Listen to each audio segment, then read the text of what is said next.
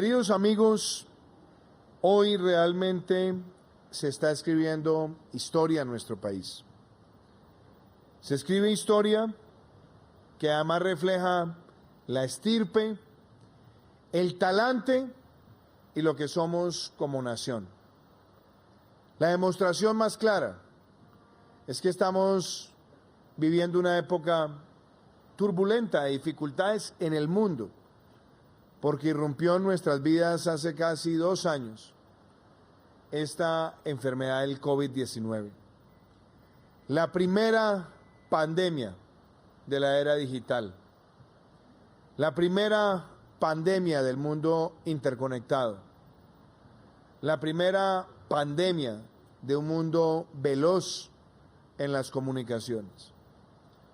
Cuando se retrotraen los hechos de otras épocas, recordamos cómo la fiebre española, por allá hacia 1917 y 18, arrasó con más de 50 millones de vidas, incluyendo la vida del hijo del entonces presidente de Colombia, Marco Fidel Suárez.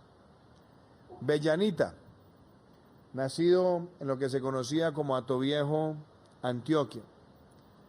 Y quienes recrean esa historia pueden contar las espeluznantes cifras de decenas de miles de colombianos que murieron súbitamente cuando ese virus irrumpió en sus vidas. Y también recuerdan en la historia de la medicina colombiana cómo ese virus se fue solo, ministro Fernando.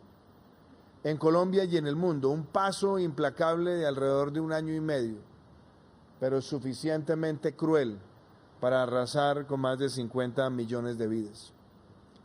Quienes se retrotraen aún más en la historia de las pandemias recordarán esa peste negra que arrasó con más del 45% de la población de Europa. Y reflejar todos esos contextos históricos es pertinente para darnos cuenta que hoy el mundo ha sido distinto.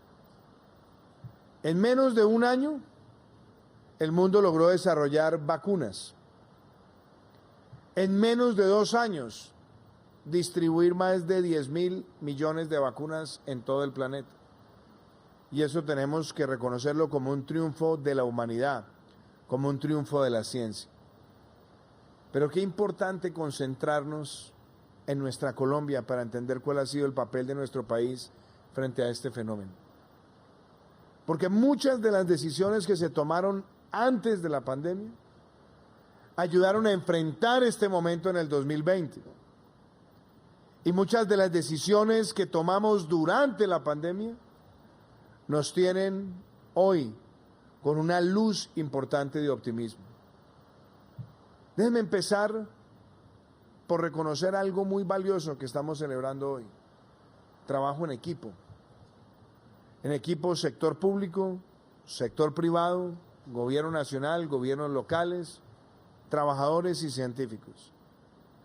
Pero fue en agosto del año 2018 cuando como presidente de la República planteé que sería en este gobierno donde Colombia tendría un ministerio de ciencia, tecnología e innovación.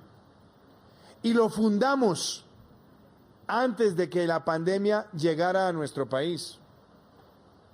Y ese ministerio contribuyó de la mano con el Ministerio de Salud a enfrentar las más terribles vicisitudes que nos pudiéramos imaginar.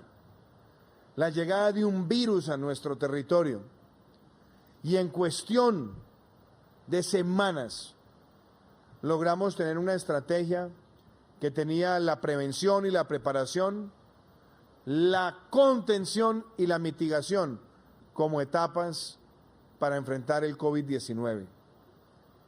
Llegó el virus y nosotros en Colombia logramos en menos de 4 o 5 meses, ministro Fernando, en un trabajo diario con usted, pasar de solamente un laboratorio en Colombia capaz de hacer procesamiento de pruebas con protocolo Berlín a tener más de 180 laboratorios en todo el territorio nacional. Logramos duplicar las unidades de cuidado intensivo de 5.300 a más de 13.000. Poner en marcha la Agenda Nacional de Telemedicina. Poner en marcha la historia clínica en línea. Y cuando miramos esos dos hechos, este país logró pasar de miles de atenciones domiciliarias y virtuales a más de 10 millones de atenciones virtuales y domiciliarias que se adelantan hoy en el territorio colombiano. Pero a eso hay que agregar también el pago del cargo por disponibilidad de capacidad instalada en las clínicas de nuestro país para responder a estos avatares. Y desde luego, también reconocer que sacamos adelante la ley del residente, que pusimos en marcha un programa para formar talento humano para enfrentar esta dificultad. Y pusimos también en marcha una política de ciencia, tecnología e innovación que va a llegar en muy pocos meses a romper un deseo que nosotros lo veíamos lejano, tener el 1% del PIB como inversión en ciencia, tecnología e innovación. Labores que se han desarrollado en medio de esta situación. Pero muy importante también abonar la respuesta social y empresarial. Porque todavía recuerdo esas aves de mal agüero que decían que en Colombia no se podía tratar de tener una armonía entre la protección de la vida y el desarrollo económico y social. Como sin buena economía no existiera buena salud, se requería una buena economía para mantener un buen sistema de salud y un buen sistema de salud para mantener la economía a flote. Y se pusieron en marcha medidas como el programa de apoyo al empleo formal. Por primera vez en la historia de Colombia, el Estado subsidiando 40 y 50% de un salario mínimo legal mensual a más de 4 millones de trabajadores.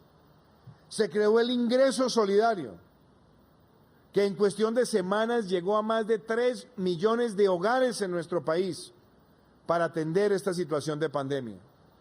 Y hoy también aprovecho para anunciar que a partir de finales de este mes ya serán 4 millones de hogares los que estarán en el ingreso solidario en nuestro país. Y que además tendremos esa medida a lo largo del año 2022 para mantener ese apoyo económico a los más vulnerables. Se puso en marcha la devolución del IVA para 2 millones de hogares. Y logramos también irrigar programas de crédito con una garantía estatal del 90%, hechos sin precedentes. Pero con esos trabajos faltaba dar otros 2 pasos trascendentales. Necesitábamos construir un plan nacional de vacunación en Colombia y devolverle a Colombia la soberanía para la producción de vacunas. Una soberanía que se había perdido por ese prurito mercantilista que solamente hablaba en su época de las ventajas competitivas y que decía que era mejor no producir más vacunas en Colombia porque eran más baratas comprarlas en otro lado, como si se tratara solamente de vender frascos. Ahí, cuando se tomó esa decisión en el pasado, se desconoció que producir vacunas no es producir un bien o un servicio, sino es mantener la capacidad científica de una nación para tener soberanía en materia de seguridad sanitaria. Y por eso nos pusimos a trabajar también en equipo. Concebimos un plan nacional de vacunación gratuito, masivo, equitativo y que tuviera también la posibilidad de adecuarse a lo que serían variables que podrían desprenderse de un virus respiratorio agudo con esa mutación constante que ha tenido este tipo de virus en la historia de las epidemias en el mundo. Pero decidimos también ir al Congreso y presentar una ley de vacunas, una ley para darle incentivos al sector privado para la producción en nuestro territorio, una ley para decirle también a los científicos que se unieran con los empresarios para retomar esa soberanía. Y hoy, cuando está empezando el mes de febrero del año 2022, tenemos que decir que una vez más la resiliencia de Colombia sale adelante. Ya estamos llegando al 80% de la población colombiana con al menos una dosis. Ya superamos el 62% con 2 dosis y llegaremos a finales de este mes de febrero a ese 70%, pero además ya estamos superando los 6 millones de dosis de refuerzo en el territorio nacional. Esta es la evidencia de un plan de vacunación que ha sido totalmente equitativo, gratuito y masivo. Pero hoy tenemos que hacer otra celebración. Una celebración donde el sector privado, con los incentivos correctos, está retomando la soberanía en la producción de vacunas. Y yo tengo que hoy hacerle un reconocimiento muy especial al equipo empresarial que ha trabajado en esta iniciativa. Sin lugar a dudas, yo tengo que decirle al doctor Juan David Escobar y también al doctor Osorio, gracias. Gracias porque ustedes nos aproximaron y dijimos, vamos con ustedes, vamos a trabajar. Y les dijimos, ¿qué necesitan de parte del gobierno nacional? Toda la diplomacia sanitaria la pusimos en marcha. Embajador Londoño, su trabajo en el Canadá tan importante, también el trabajo del gobierno del Canadá en Colombia, lo que hicimos con el Centro Serum de la India, también con visitas oficiales lideradas por el ministro Fernando Ruiz, con la participación también de la canciller y vicepresidenta Marta Lucía Ramírez, y un trabajo encomiable desde la presidencia de Víctor Muñoz y María Paula Correa, llamando también a distintos centros de investigación en todo el mundo para unir estos esfuerzos y hacerlo posible. Un Ministerio de Ciencia y Tecnología despejando obstáculos y un INVIMA, doctor Aldana, también proactivo para que estos procesos se dieran rápido. En cuestión de meses, ya estaban ustedes visitándonos en la Casa de Nariño para firmar un memorando de entendimiento. Y les dije, yo no firmo memorandos de entendimiento, sino memorandos de hechos. Lo que decía ahora el doctor Escobar, no son MOU, sino MOUs. Colombia necesita esto de manera rápida. Y fíjense, hoy estamos en Antioquia, en esta tierra grande, en mi tierra también, en este predio de una familia laboriosa, trabajadora, que está diciendo que hacen esta contribución también para el desarrollo científico. Yo quiero un aplauso para la familia Correa también por esta voluntad de aportar este lugar maravilloso, que se une también a 2 visiones que están presentes hoy.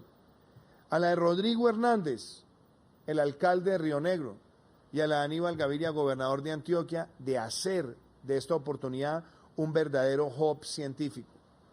Porque aquí se van a producir muy pronto cerca de 100 millones de dosis de fill and finish, de lo que se conoce como llenado, envase y distribución.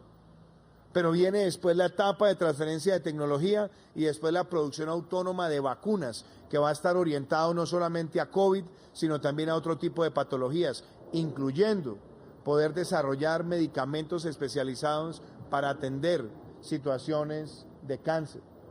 Entonces, ver esto hoy y darnos cuenta que en menos de 2 años hemos avanzado en la vacunación masiva y que hoy empieza la construcción de esta planta de Baxtera para producir vacunas, que reconoce la soberanía que se recupera en nuestro país, es para demostrar que a Colombia nada la detiene cuando trabaja en equipo, cuando no hay mezquindades, cuando se cree en la fuerza del sector privado, en el talento de su gente y cuando está presente la ciencia y la tecnología y no la politiquería para definir las políticas públicas. Esa es la impronta que estamos celebrando hoy, queridos amigos.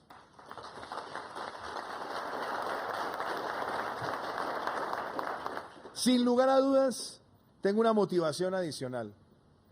Hoy, en esta tierra antioqueña, Estamos haciendo una apuesta por el presente y por el futuro. Detrás de Baxtera no está presente la concepción de un negocio, sino está presente la creación de una empresa con propósito y con sentido. ¿Cuál es el propósito? Lo dice claramente el eslogan: tecnología para la vida. Aquí se va a desarrollar tecnología, ciencia, innovación.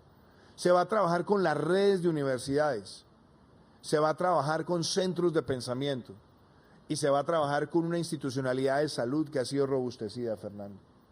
Yo quiero hacerle un gran reconocimiento a mi equipo de gobierno que ha trabajado en esto.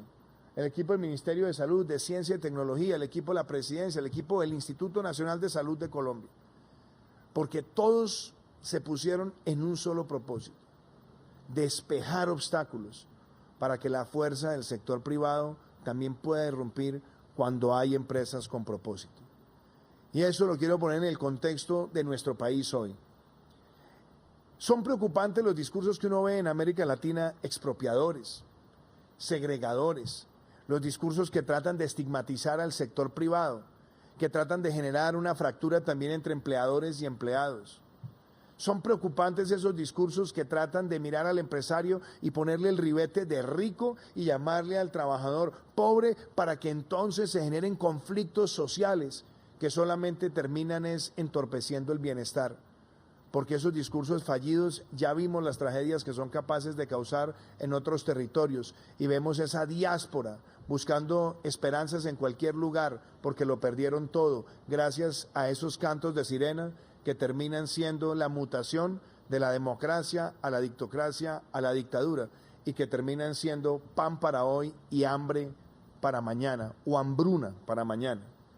Yo creo que cuando nosotros nos damos cuenta que hay una convivencia sana, necesaria, en libertad, y para proteger la libertad, donde se reconoce el papel regulador del Estado, pero se reconoce también el interés creativo, innovador del sector privado, y de traer a la mesa también a quienes están aportando su conocimiento.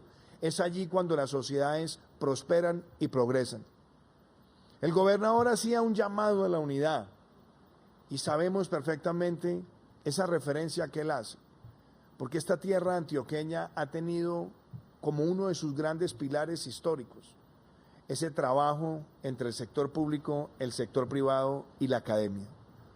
Pretender romper ese equilibrio es poner a la sociedad en una situación innecesaria de confrontación. La Antioquia, que se ha hecho siempre grande, ha tenido ese triunvirato, por llamarlo así, o ese trípode, si lo queremos poner en términos del soporte de una región. Pero ese también es el trípode de Colombia, porque este país es resiliente, porque ha sobrepasado todas las adversidades y siempre tiene una mejor luz hacia el futuro. Pero eso no ocurre gratuitamente.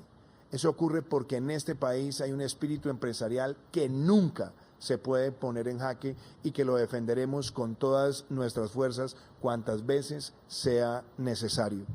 Así que hoy, inaugurando esta planta de Baxtera, así que hoy, viendo esta primera piedra que empieza y que estará en menos de 12 meses, teniendo ya la primera línea de producción, por lo menos de fill and finish, y abriendo el camino para la producción científica en nuestro país, es esperanza y demuestra que ni siquiera la pandemia nos arrebató la capacidad de hacer los sueños realidad. Muchísimas gracias.